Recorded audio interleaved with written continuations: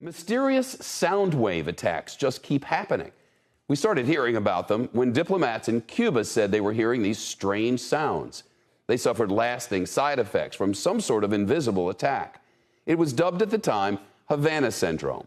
But now we know the attacks were not limited to foreign diplomats at all. They've since happened in the United States, including at least twice near the White House, according to the reporting of CNN. We're going to play the sound those in Cuba report they heard before falling ill. Here it is.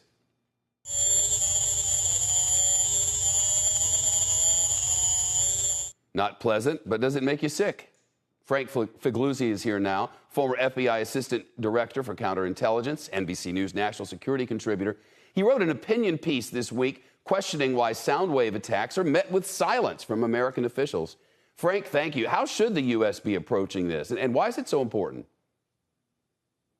Well, first of all, it's important because the men and women in our diplomatic corps, in the CIA, State Department, military, who are assigned abroad, deserve better than this. In some cases, even a 2-year-old dependent child overseas was impacted by what many experts think is a microwave attack. How should we be doing this better as a government? Let's centralize a task force under a very senior person, for example, the DNI, the Director of National Intelligence, instead of having piecemeal task forces look at it from CIA, State Department, and DOD.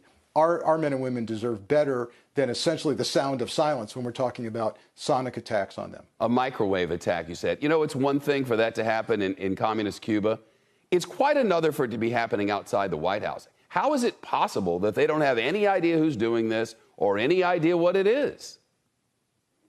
Well, the point in my column is that I don't think it's possible that the U.S. intel community has no idea. In fact, I believe there's evidence that indicates that the Russian intelligence services are likely the most reasonable guess of who's doing this. We need to confront that. We need to be transparent about it. The recent news, Shepard, is that, as you said, it's not only happening in other places like Europe and Asia that we did not know about. It's not only affecting more diplomats, now up to 130 rather than 60, which is what we had previously been told, but now allegedly on U.S. soil, attacking 2 National Security Council officials right within yards of the White House door. And they're saying essentially nothing about it.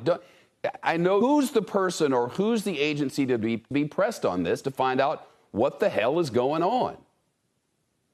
Right now, the State Department appears to have the lead on this. They've assigned a former ambassador to lead a healthcare response team that's looking at this. But we need coordination of intel across the community to make this happen. And I think we need President Biden directly involved to get to the bottom of this, confront the country that's doing this, and then be transparent about healthcare response to those affected. Quickly, you mentioned Russian intelligence. Is this a widely held belief within U.S. intelligence that the Russians are doing it?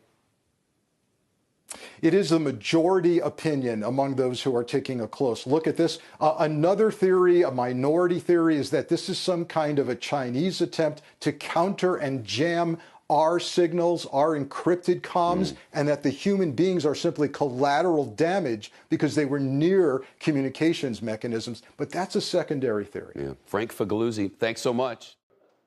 Shepard Smith here. Thanks for watching CNBC on YouTube.